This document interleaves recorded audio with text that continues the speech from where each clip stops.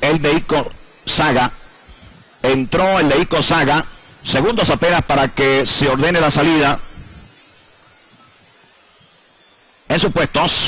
En cualquier momento la largada. 1200 metros la distancia.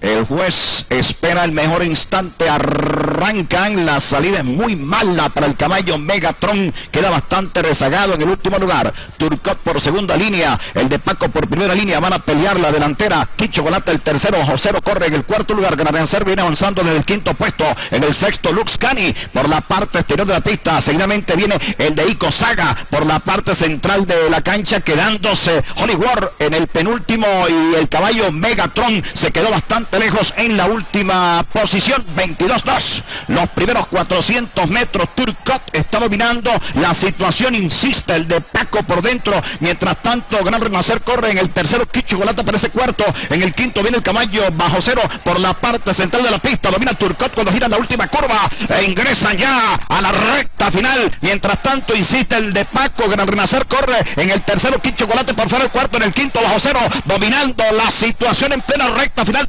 Turcotte está en la delantera cuando restan ahora 200 metros, se mantiene Turcotte en la punta, el caballo, el de Paco a la carga contra Turcotte, se defiende Turcotte por dentro, el de Paco a la carga por fuera, insiste Turcotte por dentro, domina el caballo Turcotte número 4 y se lo ganó Turcotte el 4.